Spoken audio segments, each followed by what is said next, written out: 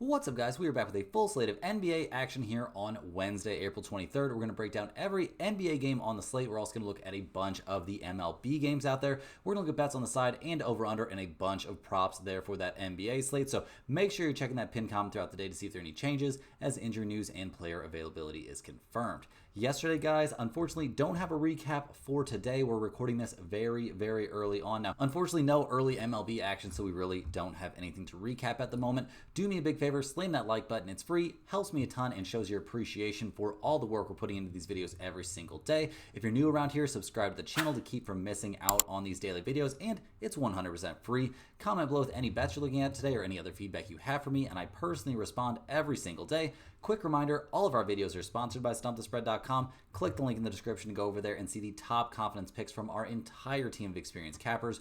Right now, guys, our premium members are getting daily NBA, MLB, NHL, and UFC picks. Major League Baseball is off to a fantastic start to the season, so that's been very, very helpful. We've got a lot of very happy premium MLB members over there. Monday, our premium picks ended up going 4-1 overall, so very, very solid stuff over there. Definitely get over there, check that out. Check out all of the free picks that we post over there every single day, and get on our free email newsletter that'll get free picks straight to your inbox and updates on our results. Just make sure to check your spam folder. If you're a huge fan of what we're doing here every single day, you can sign up for a channel membership by clicking the little join button right below the video. Channel members are eligible for our members only giveaways. We'll be giving away a Stump the Spread hoodie this month to one random channel member. And guys, you can check back yesterday, we gave away a hoodie to one random channel member as well. So yeah, lots of giveaways in there. Also, you get early access to our videos and you get your name up on screen just like right now. So guys, let's go ahead, hop into this video. Let's get into our first game out there. We've got the Orlando Magic going on the road to take on the Boston Celtics in Game 2. The Magic can't be super stoked with the way things went in Game 1. They ended up taking the 103-86 loss there in Boston. Now, it is in Boston, obviously, and they are definitely not the favored team in this series, so I think they probably aren't too upset. We'll see how things go. It got a little bit chippy out there. It was pretty exciting stuff, but unfortunately, only scoring 86 points in a game, not usually going to lead to a positive result. Now, Paolo Banchero had a massive game, putting up 36 points. He went 14 of 27 from the field, 4 of 7 from 3, 11 rebounds, 4 assists. Very, very good stuff out there. Really no major negative notes for me on Paolo Banchero. He just played really, really well, and the Magic are going to need him to, repeat that kind of performance throughout this series. He's going to need some help, though. Definitely going to need some help. Franz Wagner, the normal place where the help comes from, he had 23 points. Not a bad night. He did have 5 turnovers. He had 5 assists, a few rebounds. Nothing too special there, and 1 of 6 from 3. Really a little bit of a disappointment. Wendell Carter Jr. did not play great. Only was out on the floor there for 28 minutes. He was doing a good job on the boards, that's for sure, but aside from that, not an amazing night. Corey Joseph managed to play 26 minutes and not score a point. That's kind of a bad look. KCP, 6 points only in 35 minutes. That's not what they've got him out there for, and nobody off the bench was really feeling it. Cole Anthony didn't even get that much burn and really didn't play that well in his 10 minutes, so not a great night out there if you're an Orlando Magic fan, except for what you saw from Paolo Banchero, which obviously, that guy's your future. That's who you're hoping to see, be the superstar that can carry you to the promised land eventually, but will he be able to do it? We're going to have to wait and see. I certainly don't think he's going to be able to do it on his own. The Magic come into this game looking obviously, very healthy, no major injuries at all. We're expecting them to be at 100% for this game, which is obviously a very big deal, but you're going to need that, and you're going to need to play a lot better here if you want a chance to take down the Boston Celtics, who have to be relatively happy with how things started off. Now, this game got a little bit chippy. Tatum took kind of a bad fall, might have messed up his wrist a little bit. That could have been part of what led to him only going 1 of 8 from 3 in the game, although, not all of those threes were shot with a banged up wrist. So we'll see if he can bounce back a little bit. He was a plus 23 and scored 17 points. Did a decent job getting to the cup. He did go 0 of 4 from the free throw line, which is a concern, but 14 boards is also a very nice look. Speaks to the high motor that he was playing with in this game. The real star of this Game 1 for the Celtics was actually Derek White. He went 10 of 18 from the field, 7 of 12 from 3, and had 30 points. We had a prop there on Derek White to hit his over on points plus rebounds. Well, bro didn't need any rebounds to hit that over. I'll tell you what. He went out there and was shooting the lights out, playing really, really well, and the Celtics needed that. Only Derek White and Peyton Pritchard really shot the ball well from distance in this game. Jaylen Brown 0 of 2. Porzingis was 0 of 2 as well, so not a great shooting night for the Celtics. They still get a comfortable win. That's got to be got to make them feel really good. Pritchard was amazing off of the bench. He was 6 of 8 from the field, 4 of 6 from 3, 3 of 3 from the line. He was a plus 13 and scored 19 points in the game, so very good stuff. Definitely a big boost to have somebody like that come off the bench. Also, Horford came in, played some very good defense, so really a lot of positives there for the Celtics. They come into this game also looking healthy-ish. I mean, Tatum is on the injury report there. Obviously, he's going to play, or maybe he's not going to play. Oh, man, that's why we've seen so much line movement. Okay, so this broke only like 15 minutes ago at, before time of recording. Tatum, with his wrist injury, is actually doubtful to play in Game 2 here of the Eastern Conference quarterfinals. That is wild. I can't believe hardly that he's actually going to end up sitting this game out. That's wild stuff, guys. That is wild stuff. Now, I don't think that's the end of the end of the world for the Celtics if that eventually ends up happening, but it definitely isn't a positive. I think we'll see the bench be a little bit more exposed there for Boston. Now, if this is happening in the second round, I'd be a little bit worried. In the first round, I think they're going to be absolutely all right out there. So we'll see what happens. Obviously, we've liked what we've seen from the Celtics over the course of the season. They are a team that tends to take their foot off the gas a little bit coming off a win. That was a system play there earlier this season, was just take the Celtics every time they're coming off, or take the opposite of the Celtics, fade the Celtics every time they're coming off a win. But we'll see what happens in this one, guys. The line movement, that's what made me worried about Tatum's availability, and it looks like it is very much in doubt. The Celtics are all the way down to 10.5-point favorites. We've got a total of 197.5, so a very low total out there. In terms of side in this game, I'm going to be shading a bit here towards the Orlando Magic and the points. Now, it's not my favorite play, far from it. I don't love this at all. I don't even know if I really love the over-under either. It's a bit tough on these huge games. The odds makers are usually pretty spot on, and that's what makes us want to look at some props for this game, which we're about to do. We're also going to take a look at this total here. I mean, 197.5. I have to shade just a bit here towards the over. I know we didn't see very much offense in Game 1. I think we'll see a little bit more offense in Game 2. To get to 200 total points doesn't seem that incredible, but with Tatum out, maybe that does hurt him a little bit, although it hurts Boston's defense for sure. So I think maybe we do still want to lean towards that over. So a slight lean towards Orlando in the points, a slight lean towards the over. But let's get into the real meat of this game, which is going to be the player props for me. And right out of the gates here, I'm looking at Paolo Banchero over 26.5 points. He had 36 points in Game 1. He played 42 minutes, a number I don't see going down. He is basically the entire offense out there for the Magic. Somebody's got to score the points, and it's usually going to be Paolo. Now, is he always going to knock down a million threes? No, but he only knocked down 4. 4 of 7, I think, is very achievable for a superstar player that's very locked in for the postseason. And in general, he doesn't have to make threes. He can get to the cup. He can even score. He's got the bulk to score against guys like Porzingis or even Al Horford there under the basket. So I like Banchero to have a very nice night, over 26.5 points. I also like him over 1.5 made threes. Like I was just saying, he was 4 of 7 in Game 1. Do we really think he goes the whole game and does knock down 2 threes in this one? Seems unlikely to me. They're going to be more than happy, Boston will be more than happy to allow him to shoot threes as opposed to him going to the rim, which is obviously, the ideal situation for him. But he's shooting the ball well. He seems very, very locked in here in the playoffs. He's got to be the scorer for this team, and to make 2 threes seems very, very achievable. Now, let's look at the Boston side here a little bit, and right off the bat, I like Pritchard over 9.5 points coming off the bench. He had 19 in Game 1 in his 25 minutes. We don't need him to go nuts, again, have such a transcendent shooting night. I think he's, playing with a lot of confidence. It's not going to be that hard for him to get to 10 points. He seems to be getting the better of his matchups out there and, shooting the ball with tons of confidence. So that's all very, very helpful. He can even get to the line and get, 3 or 4 free throw attempts. That helps a lot to get to this very low total. We just got to get him to score 10 points. I think that's a very, very solid lean in this one. And if Tatum really does end up sitting this game out, I think we'll see Pritchard be, soaking up a few extra minutes. Maybe he gets up to like 28, 30 minutes. Then I think this becomes very, very close to a lock. On the Magic side, in our last prop for this game, I like Wendell Carter Jr. over 7.5 rebounds. He had 13 boards in Game 1. I don't think we see that massive of a drop-off. The only concern is he was pretty bad offensively. Maybe he doesn't get his normal amount of minutes out there in this one, but I don't think you can abandon him after one mediocre game. So I think the Magic will still have him out there, his normal increment of minutes, and to get to 8 rebounds seems extremely, extremely achievable. Now, guys, let's hop over and look at the Miami Heat going on the road to take on the Cleveland Cavaliers out there in Game 2 in the Eastern Conference first round.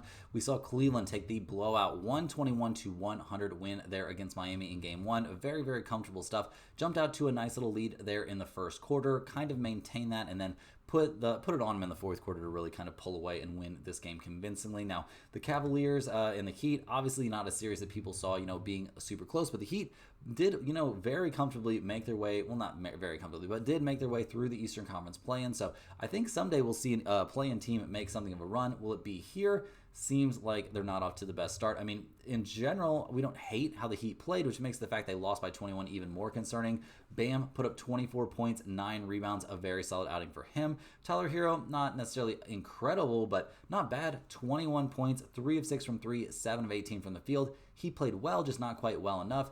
Outside of those two, Davion Mitchell was the third best player there for the Heat. He was 8 of 12 from the field, 2 of 3 from 3. He seems like he's really figured out that long-range stroke. He had 9 assists in the game, but somehow managed to be a minus 20 there coming off the bench. So not ideal. The Heat lose this game convincingly despite shooting 42% from 3. That's not great. They didn't do a great job getting to the line. They also got out-rebounded by 5. So a lot of concerns here confronting these Miami Heat. Now, they're not a team that's going to give up, I don't think, but it's been a little bit rough. They're fully healthy coming into this one, so they're ready to go.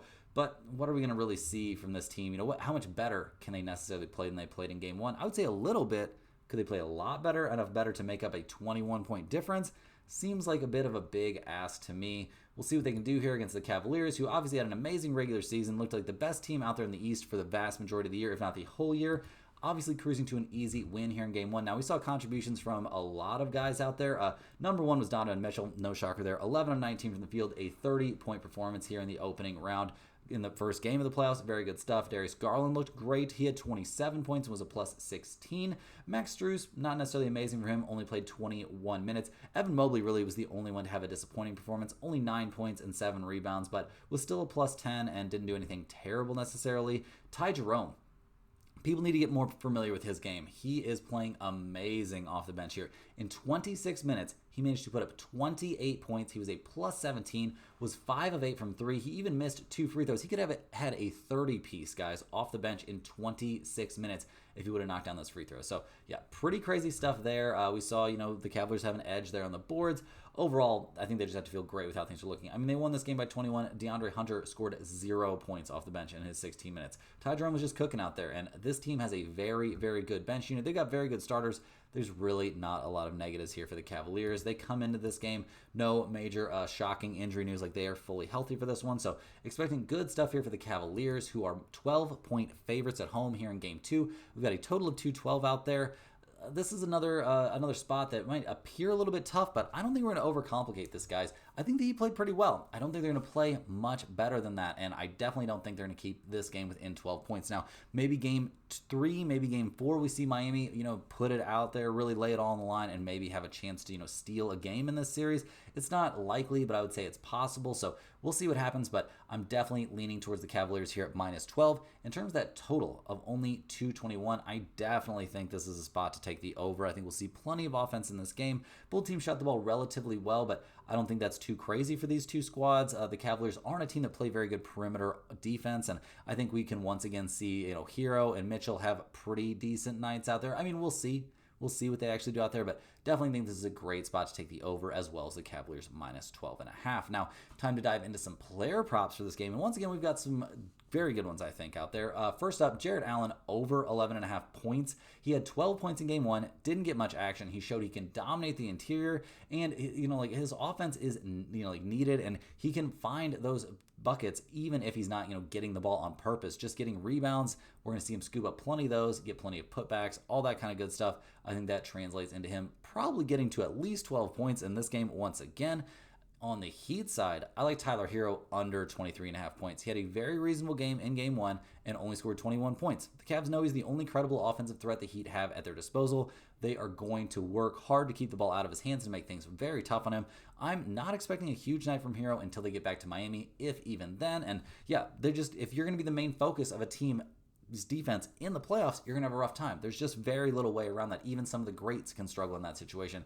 And I like Tyler Hero a good amount, but I don't think he's a great. So definitely like Hero here under 23.5 points. And last but not least, guys, I'll take Duncan Robinson over 1.5 made threes. He just got a knockdown 2. I'm a little worried about his minutes, obviously, but he played well in his 15 game 1 minutes, made 2 threes. If he gets enough run in this game, I fully expect him to knock down a couple. He's also a guy that we could see out there in garbage time, and this game ends up being like a blowout. We could see Duncan Robinson knocking down some threes out there in, relatively meaningless minutes, and that would cash our bet, no problem at all. We don't care what minutes. We just care that he knocks down a couple threes. Now, guys, looking at our last NBA game of the night before we hop over and look at some Major League Baseball plays, we're looking at the Golden State Warriors going on the road here in Game 2 against the Houston Rockets. Now, the Warriors came out and kind of made a little bit of a statement win. It did get a little bit hairy there at the end, but they were controlling things there in the second quarter pretty convincingly. The Warriors end up winning 95-85, something of a rock fight, but also a game the Warriors probably feel made the Warriors feel very confident about this series. I would not be shocked by that at all. We saw Steph come out, a big performance from him, 31 points, a +3. He was 5 of 9 from three-point range, 12 of 19 from the field in his 40 minutes, and that's despite the Rockets being allowed to do pretty much anything to him to slow him down. Now, it wasn't quite as bad as their late season game where Steph was held to only like 3 points, but the Rockets were allowed to be very, very physical with him. We'll see how that goes. I do expect that to maybe flip a little bit once the Warriors get back home and are playing games at home in the Chase Center. So we'll see if that happens. But right now, very happy with what Curry did in Game 1. Very happy with what Jimmy Butler did. He was a +14 and scored 25 points, so no problems there. Pajemski broke out of his little mini slump for 14. He played well. Draymond played great defense. 6 rebounds, 3 assists, 3 steals, and a block. He did get a little bit chippy there with Sengun. I think he needs to calm down a little bit. No point in getting any pointless technical fouls, but overall, very happy with the starters. Now, the backups, the second stringers, the bench did not look amazing. We saw, Santos knock down a 3, make a couple free throws. He had 5 points. Gary Payton II actually played really well. He knocked down a 3 in this game. It was 3 of 6 from the field. Only had 7 points. The bench not looking amazing. Buddy Hield not great in his 15 minutes. Kuminga continuing to not get any run at all, which is fine. I don't have a big problem with that like everybody else does. I actually think the Warriors are making a great decision to probably move on from Kuminga here in the offseason. So we'll see how that goes. But love what we saw from the Warriors there in Game 1. No major problem there to steal home court here right out of the gate. They come into this game fully healthy here to go, take on the Rockets once again, which Houston had a lot of the problems that you could kind of anticipate a team like Houston having here in their first playoff game. Now, we did see Sengun dominate on the interior against a Warriors team that doesn't have any very credible defensive big men. Like, Draymond's going to give some baskets to a guy like Sengun. He's a lot bigger. He had 26 points and 9 rebounds in the game.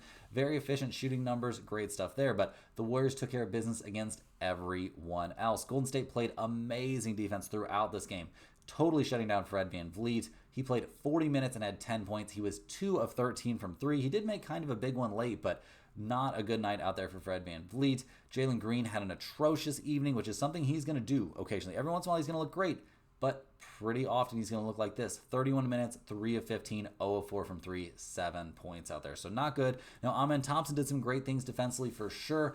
I feel like they're misusing him on offense, and Bro needs the ball in his hands a little bit more. I'd way rather see him try and create something late in the clock as opposed to Fred VanVleet. He did have 6 assists and 9 rebounds, but was a -16, only had 8 points. The bench did some positive things. We saw Jabari Smith Jr. play well, 3 of 3 from the field, 4 of 4 from the free throw line. He had 11 points, made his only 3-point attempt, but Tari Eason wasn't great. Steven Adams being out there was helpful. He had 12 rebounds in the game, was a +4. The only guy that was on the court at, that had a plus number. So I'm expecting more minutes from Steven Adams here in Game 2. I think it'd be a little bit crazy if the Rockets don't try and just go super, super big and make life tough there for the Warriors, but that does make defending the shooters a little bit more difficult. So it's a bit of a catch-22. We'll see what the Rockets do in this one, see what they can put out there. I don't think there's any real injury concerns here for Houston coming into this game. Yeah, there are not. So they're good to go. The numbers for this game, Houston actually 3-point favorites. We had a total of 203.5. Guys, this is a little bit rough. In the vibes of what I would expect to happen here is I would kind of think the Rockets would take this game. The Warriors would really let their foot off the gas and be more than willing to kind of give this game up now that they've taken home court advantage. But what I saw from Houston offensively was very, very concerning. Now, if they do run that double big lineup out there quite a bit more, we maybe see some more Jabari Smith Jr. minutes, then I could change my tune. But I'm a little bit worried. I will take the Rockets at -3. That definitely seems the way things are pointed. I'm not going to overcomplicate things too much, but I'm a little bit worried about this one. I'm also a little bit weirded out by this total of 203.5. Now, are we going to see these two teams score way more points in this one? Like, aren't the Warriors going to try and do the same thing and slow the game down like they did in Game 1? That's certainly what I would expect. So, yeah, that's a rough spot. I'm very unlikely to be taking under 203.5. And to be honest, I doubt the side or the total will end up in the pinned comment for this game. But we do have some very interesting player props out there. And first up, Sengun. I love him to have another good night. I'll take him over 20.5 points in this game. He had 26 in game one. The Warriors couldn't effectively guard him at all. I think we're going to see a much better game from the Rockets in general and a similar game from Sengun, which should easily get him to those 21 points we're going to need. And if I think the Rockets are going to play well, somebody I think that's usually going to, step up a bit and make some shots, even if that's not what he always does, it's what he does in the big moments, or not necessarily the big moments, but if Houston's going to do well, this is a player that's going to do well, and it's Dillon Brooks. I'll take him over 11.5 points in this game. He had 11 points in game one, did not play particularly well. If the Rockets do have a bounce back in them in game two, we'll see Brooks scoring in the 15 to 20 point range, I believe, and he'll probably knock down a couple, maybe three pointers out there. So definitely think Dillon Brooks to get to 12 points in this game, especially if you're somebody that thinks the Rockets are going to bounce back, is a very, very good spot. And speaking of Rockets, guys, I like Amen Thompson here over 7.5 rebounds in this game. He had 9 in game one. The Warriors have no one that can match his athleticism at all, unless maybe they put Kuminga out there, which they're clearly not going to do. So he shouldn't have any trouble replicating that number. I would be shocked to see him struggle to replicate that number, to be honest. He could even have more rebounds in this game. The only thing that would make that an issue is if he has some amazing offensive night and it just isn't crashing the boards. But even then, I think we'll still see him get to 8 rebounds. So that one seems very, very reasonable to me. I also like Gary Payton over 0.5 made threes. He knocked down 1 out of 2 threes from deep in game one, and I expect him to continue to get at least a couple, maybe more than that, totally unguarded looks from downtown again in this game. The chances of knocking down one of those completely open shots seems very, very high to me. So definitely like Gary Payton here to make a 3 in this game. It seems very, very reasonable, and it's a play that we've hit before, so I definitely think there's a very good chance we could hit it again. Hopping into this Wednesday MLB slate, guys, first up, we've got the St. Louis Cardinals going on the road in this one to take on the Atlanta Braves. The Cardinals come into this game fresh off of winning there in game two, putting up 10 runs, winning 10-4. The Braves kind of lost their minds there in the 6th inning. Some wild stuff out there, but the Cardinals will definitely take the win. That moves them to 10-14 on the year, so not exactly killing it. That snapped a, 5-game losing streak. Now, they have to hand the ball to Miles Michaelis, somebody who has not had a good time this year. He's 0-2, a 7.64 ERA. The Cardinals are 0-4 in his starts. Now, he has had 2 good starts, a good start against the Angels and a good start against the Mets, but other than that, it's looked a little bit bleak out there. He also got destroyed by the Boston Red Sox, but his last time out, 4 2/3 innings, 5 hits, and 2 earned runs against the Mets. That qualifies as a good start for Michaelis. For anybody else, is that a good start? I think that's a little bit of a stretch. Now, the bullpen for the Cardinals this season has been decent at times, but very problematic at others. Right now, they're bottom 6 in the majors, a 5.08 bullpen ERA. So obviously nothing to really celebrate there. The offense can celebrate putting up 10 runs in their last game. They scored 10, 6, 4-0, and 4 runs over their last few, though cooling off a little bit after being the highest scoring team in baseball there for a little bit to start the season. So that's a little bit annoying for Cardinals fans. We'll see what they can do, see if they can hold on to this offensive firepower that they apparently have somehow run up here at the beginning of the year. They're still 2nd in batting average in the majors, 9th in slugging percentage, but I just don't know if I really believe in them and in their ability to continue to be that good at the plate. So we'll see what they can do here in game 3 against Atlanta. The Braves are only 9-14 on the year. They're not having a great time necessarily. They're handing the ball to Bryce Elder, hoping they can bounce back from that game where they lost 10-4. They had won 4 straight going into that one, and Elder comes into this game not having a great time. The young 25-year-old has struggled a bit out of the gates. He's 0-1, a 7.20 ERA. His last start, guys, was against the Twins, not a team that's been hitting the ball particularly well. He went 5 innings, gave up 6 hits, and 4 earned runs in that game. He walked 3, struck out 3, and gave up a home run. He's given up 5 home runs over 3 starts this season. It has not looked great in the early going. So we'll see what he can do out there, see if that Atlanta bullpen can kind of figure itself out. They're headed in the wrong direction, ERA all the way up to 4, and the offense coming off of a pretty solid streak there, only scoring 4 runs against the Cardinals. Probably doesn't feel great. Now, we have seen Ozuna start to hit the ball a little bit better. Sean Murphy off to a good start. Austin Riley off to a good start, but they're still only 23rd in the majors in runs scored, 16th in batting average, 18th in slugging percentage. Like, this is just not exactly what I would term as an elite offense so far this season. So we'll see what they can do here. Going up against a fairly easy opposing pitching staff, it looks like, and maybe that's a big part of the reason that Braves are big favorites at -165. The Cardinals are +140. We've got a total of 8.5 out there. St. Louis 1-10 on the road, maybe 1-11 now. I'm not sure if that stat had updated. They are 13-9-1 to the over. Atlanta 7-2 at home, 10-9-3 to the over. I think over is very live in this game. I would definitely think taking over 8.5 is super duper playable. I also think you should take a look at the Braves here at -165. Are they going to be our big lock of the day? Absolutely not with Bryce Elder on the mound, but they are a pretty big favorite here, so that scares me off of that side necessarily. But I do think taking the over in this game is super live with 2 pretty mediocre pitchers and 2 pretty mediocre pitching staffs out there. Next up, guys, are the Cincinnati Reds going on the road to take on the Miami Marlins. The Reds come into this game 11-13 on the season. They are fresh off of losing back-to-back games. They lost the first 2 games of the series, losing 6-3 and then 4-3. So not having a great time. They're handing the ball in this one to Brady Singer, who has been having a very good year so far. 3-0, a 3.38 ERA. Now, his last start, he did get knocked around there by Seattle. Not amazing. And he did have a mediocre outing there against Milwaukee. So maybe he's coming back to earth a little bit after that hot start. We'll have to see. We also are getting a little bit worried about this Reds bullpen, a 3.59 bullpen ERA. Still looking okay, but maybe not as great as they looked early in the, very, very early in the year. So we'll see what happens, but a little bit of concerning stuff coming out of that Reds bullpen in general. Now, the offense also tons of reason for concern. I know they put up 24 runs in one game. Cool, congratulations. But in their 2 games against Miami, they've scored 3 in each one. This is not a good offensive team, guys. I know they're tied for 3rd in runs scored. Congratulations, you had one big crazy blowout game. This is not a very good offensive team. So they're going to have to turn it around here against the Marlins, who've now won 3 in a row. They're 11-12 on the year, so off to a better start than most people would have thought. They're hitting the ball in this one to Sandy Alcantara. He comes into this one 2-1 on the year despite his 7.27 ERA. His last couple of starts have not looked amazing. He only lasted 2 innings against the Phillies, and his last one gave up 4 hits, 6 earned runs over those 2 innings. Guys gave up a home run in that one. Not amazing. Now, he has had a couple decent starts this year, but yeah, it's fading a little bit. I'm a little bit worried about him on the mound in terms of the bullpen there for Miami. They've been middle of the road, a 4.28 bullpen ERA.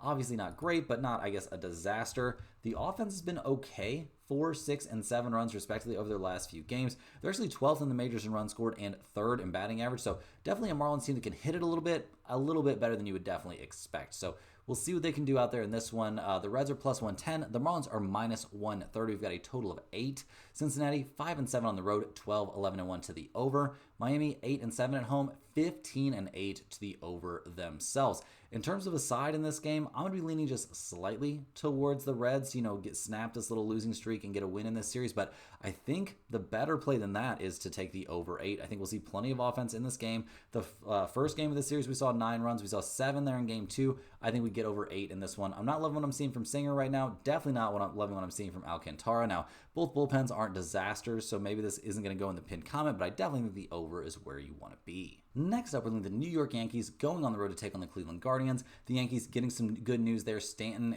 joining the Yankees there for batting practice. He's, getting closer and closer to making a return. At 14-10 on the year, the Yankees probably feel okay, but they did have lost 2 in a row in this series, falling 3-2 and 6-4 there at Cleveland. So they're hoping that Carlos Rodon can turn things around for them. He's not having a stellar start to his season. He's 2-3 on the year, a 4.34 ERA.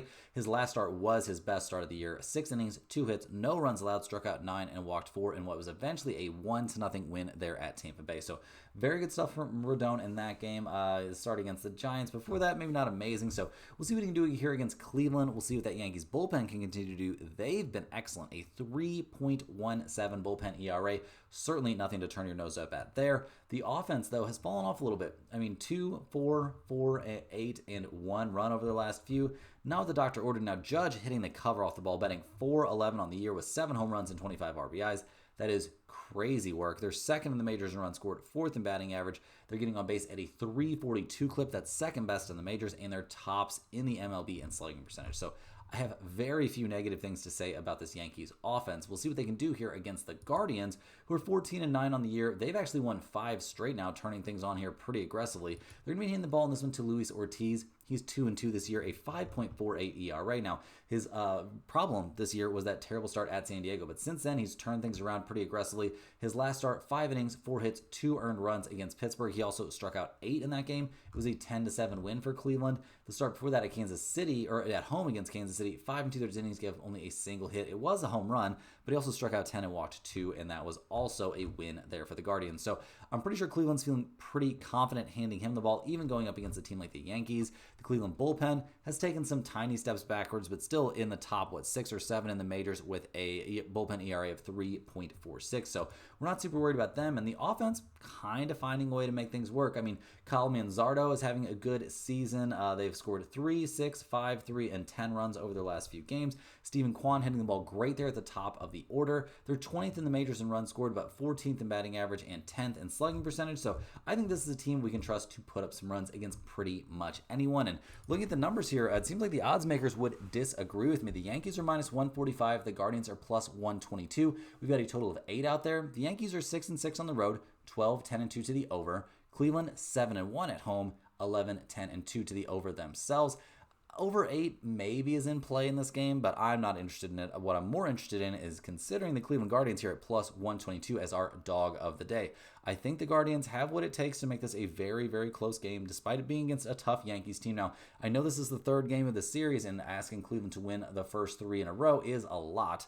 So this may not end up being the dog of the day, but I would say it definitely has a chance. Next up, guys, we're looking at a very exciting NL East showdown. We've got the Philadelphia Phillies going on the road to take on the New York Mets. The Phillies have lost both of the first 2 games of this series, falling 5-4 and then 5-1. So they got to turn it around here at some point. They're 13-11 on the year, handing the ball to Zach Wheeler, who's been part of the problem this season at times. He is 2-1, a 3.73 ERA looks good, but he's had some rocky outings, most notably against Atlanta and St. Louis over his last 2. Now, his last start, his very, very last one, he was out there against the Marlins. That was a home start there in Philadelphia, and he went 7 innings, gave up 5 hits, 2 earned runs, struck out 13 batters in that game. So dominant stuff, alleviating a lot of our worries there about Zach Wheeler. So we expect him to be back on track here. I'm expecting good stuff from him.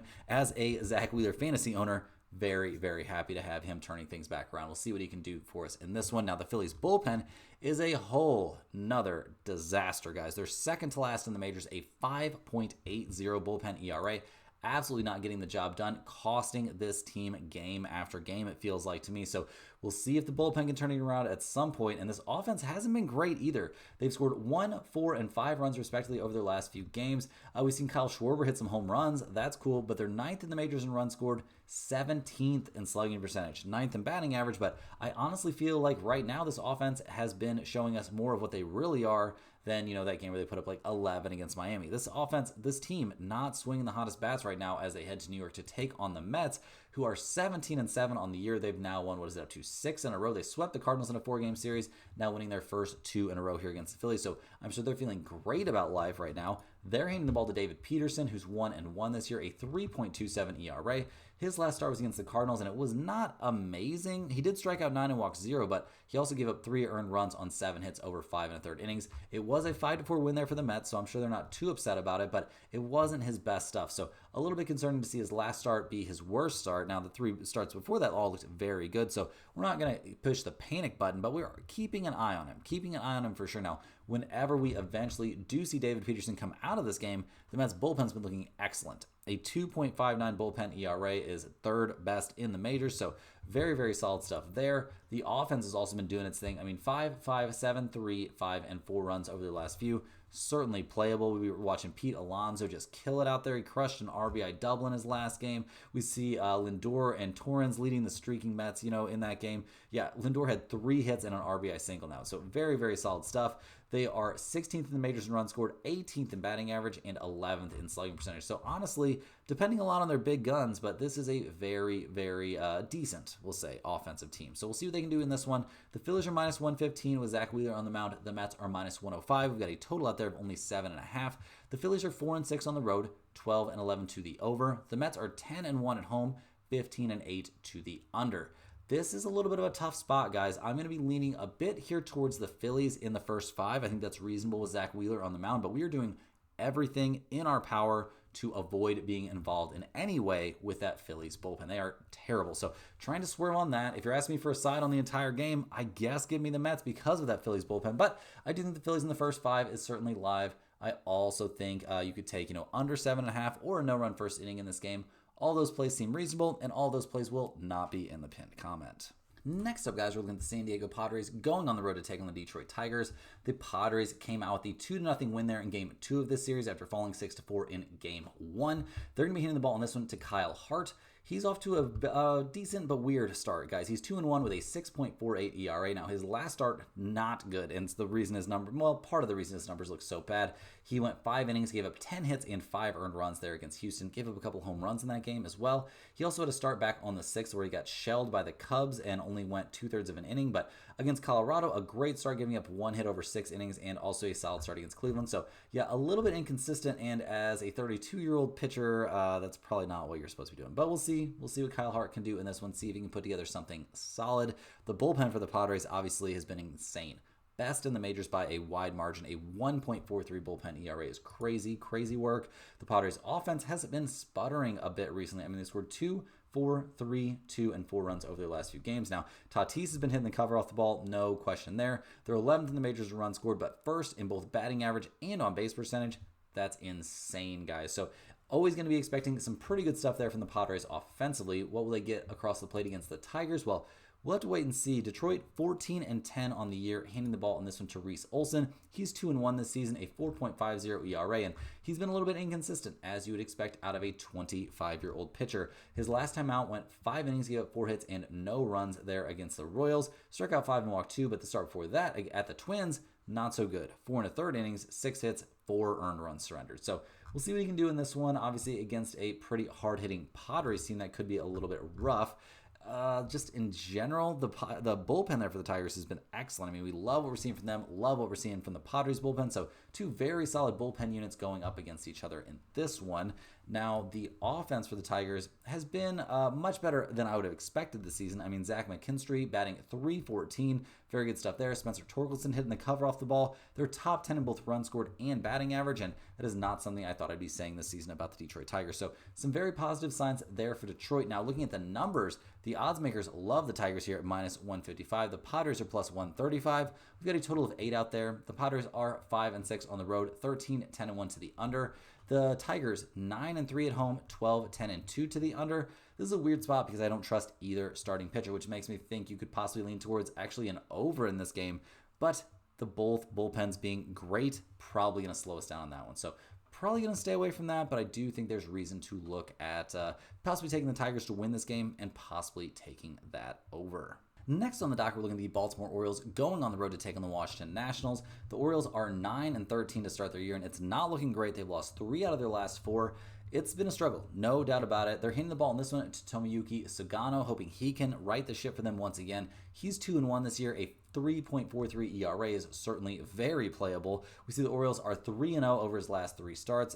Very good outings by him, except for maybe a mediocre outing against Toronto. But against Cleveland, his last time out, 7 innings, 5 hits, 2 earned runs. Now, both of those were solo home runs, so bro is hittable, but I don't know, liking what I'm seeing in general from Sugano. Now, the bullpen situation for the Baltimore Orioles looked okay early on, but it's fallen off a cliff down to up to a, depending on how you want to look at it, 4.55 bullpen ERA. So concerning stuff there, no doubt about it. The offense, not where it's supposed to be, guys. They've scored 0, 2, 9, 3, and 6 runs over their last few. Cedric Mullins leading the way, but this team 6th in slugging percentage, 14th in runs scored, and 17th in batting average. Just not getting the job done there at the plate. That is not what they need. They have to be much, much better offensively than what they're showing.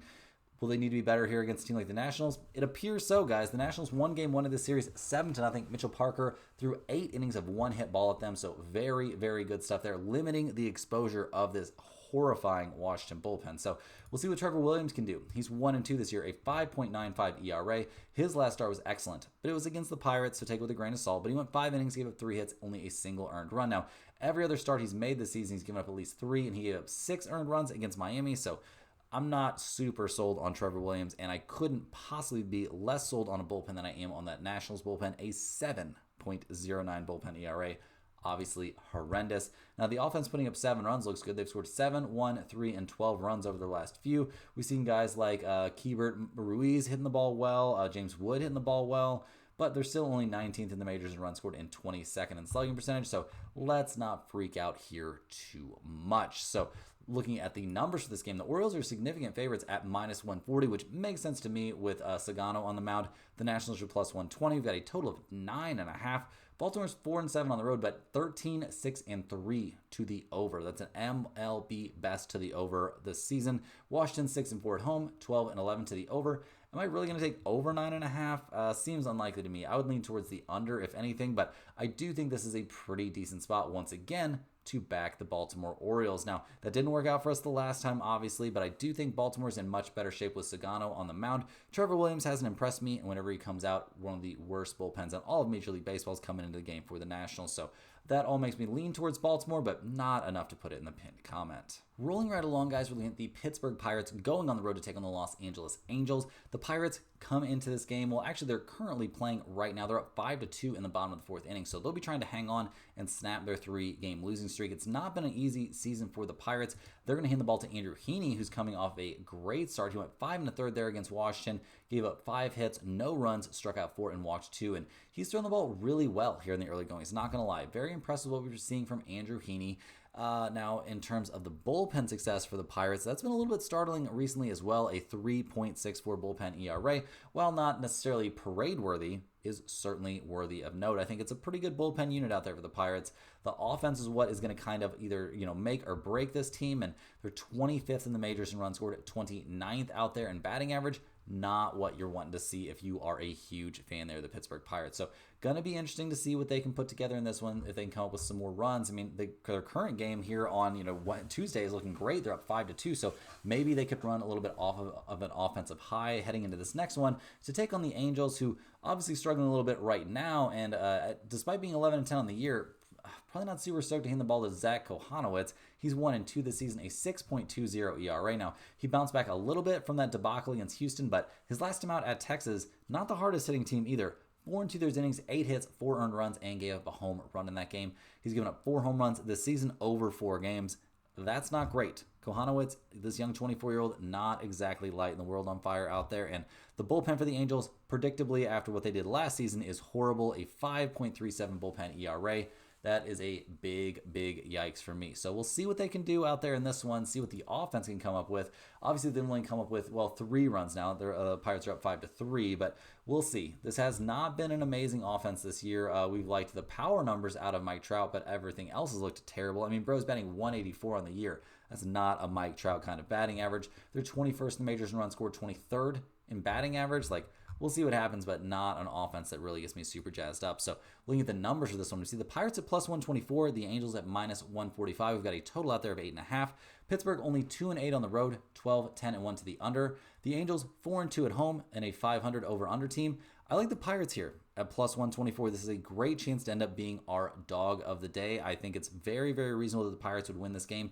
Heaney's been throwing the ball very well. The offense seems alive, if not, super well. And they're going up against an Angels team that's putting a bad starter and a horrible bullpen out there. Even if the Angels put up some runs in this one, I feel like the Pirates are going to have plenty of chances to top them. Rounding into the home stretch here, guys, we're looking at the Tampa Bay Rays going up against the Arizona Diamondbacks. Now, the Rays and Diamondbacks are playing right now. We see Arizona up 2-1 in the middle of the 5th inning. That's the first game of the series. The Rays haven't been having a great time here down the stretch. They're 9-13 over the course of this season, so it's been a little bit brutal. They've had some ups, but they've had a lot of downs here recently. And coming into this one, they're going to be handing the ball to young Taj Bradley, who's 2-1 this season, but a 5.24 ERA. Not what they were after. He's had 4 starts this year. 2 of them have gone really well. 2 of them have gone really bad, and his last time out was a bad one. 5 1/3 innings, 9 hits, 6 earned runs against the Yankees. He gave up a home run, walked 4, and struck out 3. Maybe this young 24-year-old not 100% ready for the spotlight. We'll have to wait and see, but it wasn't looking great out there. The bullpen for Tampa Bay has been much improved. A 3.35 bullpen ERA has them, top 7 in the majors. So that's respectable, but the offense has been not amazing, at least not recently, guys. They've, in their current game, they've scored 1 run. The game 3 against the Yankees, they scored 0. Game 1 against the Yankees, they scored 0. You can kind of see where this is headed. Not a team that's particularly good at putting the bat on the ball. So that's a big concern in this one as they go up against the Diamondbacks, a team that usually is the opposite of that. Arizona came into this series just losing 2 out of 3 against the Cubs. They're handing the ball in this one to Eduardo Rodriguez, who's 1-2 this year, a 4.09 ERA. Now, his last start, he did give up 10 hits over 5 1/3, but only gave up a single earned run in a game we eventually saw the Diamondbacks win 6-4. Indy struck out 9 in that game.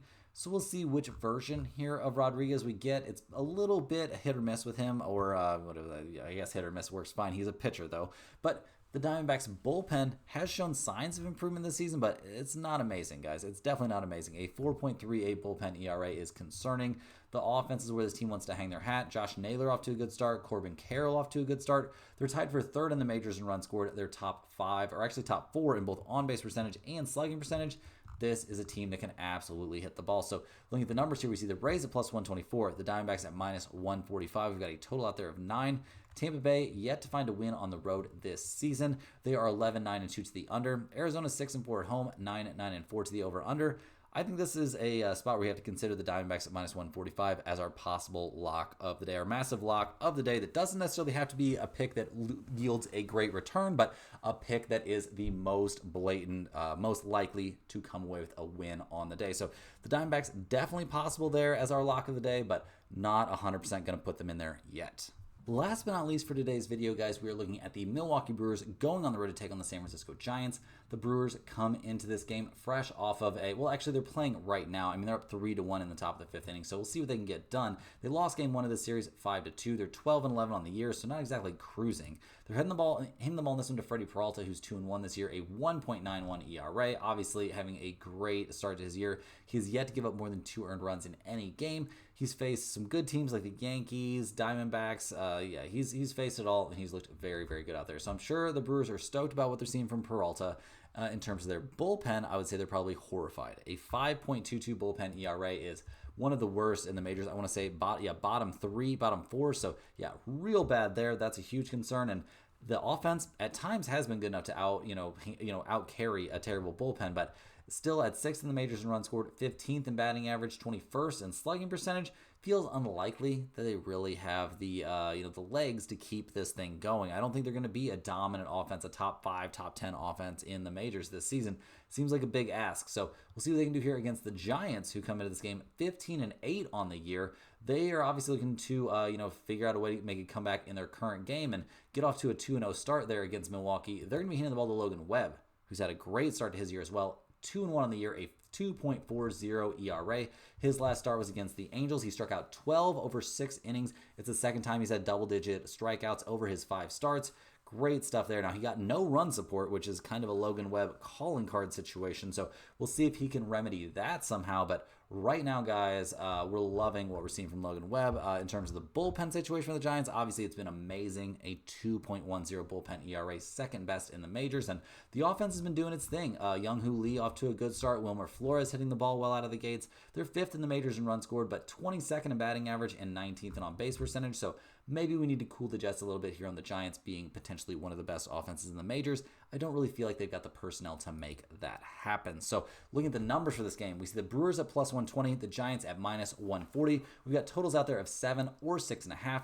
Milwaukee is 3-7 on the road, 13-8-2 to the under. San Francisco 5-2 at home, 14-8-1 to the over. In terms of a side in this game, I don't have a huge lean. I guess I'll take just a little look here at the Giants at minus 140 since they're the home team, and both teams are putting great pitchers on the mound. But what we're really looking at in this one is our lock of the day, and that's going to be no runs in the first inning here for the Milwaukee Brewers going up against the San Francisco Giants. I don't think there's any way we see offense in the first inning in this game. Both teams can hit it a little bit, that is true, but with these two monsters on the mound, no runs, going to be going up in that first frame. That's all the games we have for today, guys. Hit that like button for good luck on all of your bets.